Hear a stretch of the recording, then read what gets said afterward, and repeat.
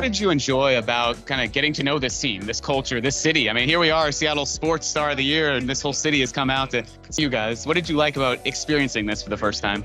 It's nice. It's honestly, it's awesome. It's breathtaking. I never would have seen myself here. You know, I just thought I was going to play for the Seahawks and then just, you know, another offseason. But, you know, I'm being invited out to the whole, you know, community of Seattle, the whole city of Seattle, see all these legendary faces. It's a dream come true. Yeah. I appreciate the humbleness of being like the sack leader for the team and being like, I didn't know that I'd be here. Of course you'd be here, Uchenna. What are you talking about?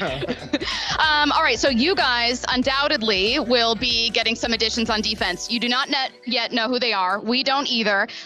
What's the kind of guy that would fit in on this defense? Like, tell us a bit about what this unit's like, and it could just be you guys, you, Daryl, you know, any of the outside linebackers, defensive line, but like, what kind of guy fits in that room? Savages. Love it. We need guys that are going to come in just ready to, just hungry, ready to work, guys that, you know, play with the I don't, you know, care mentality. Guys just going to come in ready just to work and just go hard all the time. Are you the recruiter now for the Seahawks? Like, there are some free agents out there. Yeah. Are you hitting them up? Do you know any guys that want to come here?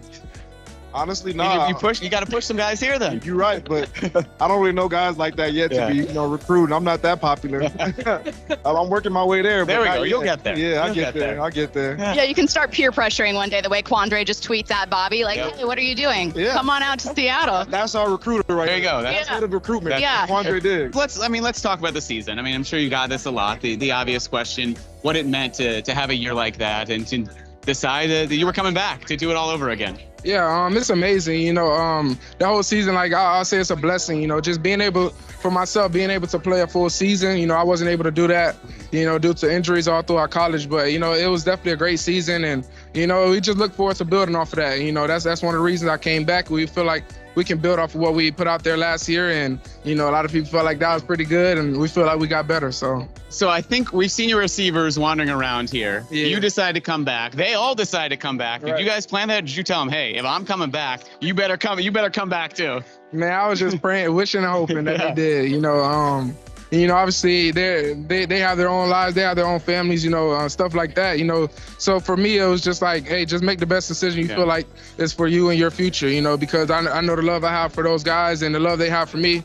It's never about, you know, no selfish ways, you know. It's always, for me, it's always about do whatever is best for you, and they knew that, and they felt like it was best to come back, and now I can tell them, I'm glad you made that decision. It's going to be up to Coach Carroll and John Snyder. Let's see if they want to continue rebuilding this team. Let's see if they want to bring in Bobby, who they love, who they trust, who they know will be a valuable asset to this football team. And so, in my brain, it's a no-brainer. Like, the man is just a walking Hall of Famer. He's still producing, had a career high last year with the Rams, and he knows this system. He's familiar with the system last year when he ran with the Rams. And so I hope that they could come up with a mutual agreement. I believe that the fan base would love it and need it.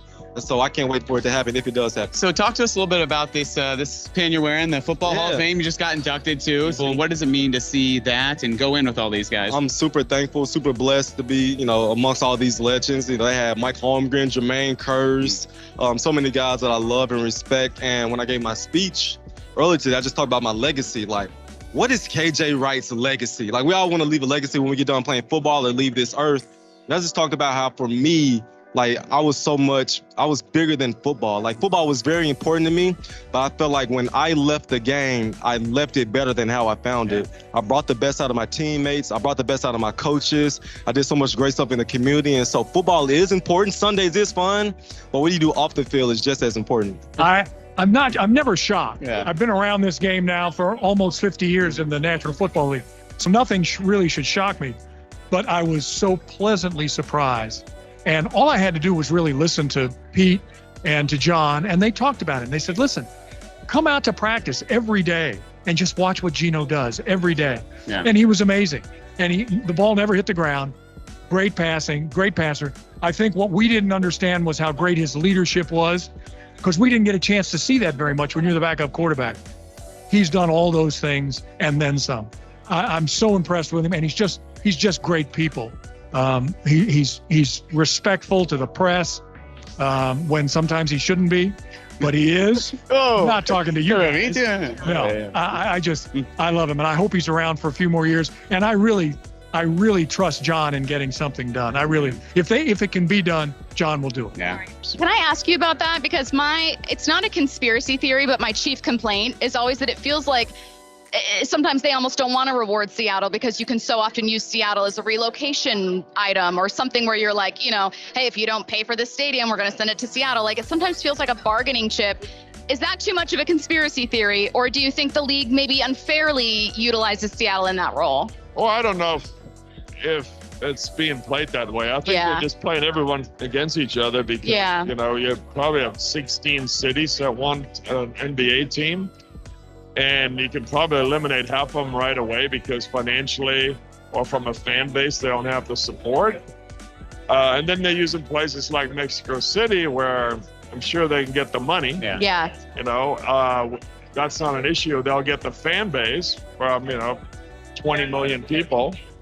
But, when they say, well, Mexico City will give us $3 billion for a franchise and the price was $2 billion, somebody here going to do that? I don't know. It seems to me it's a little over the top. Like, we'll see.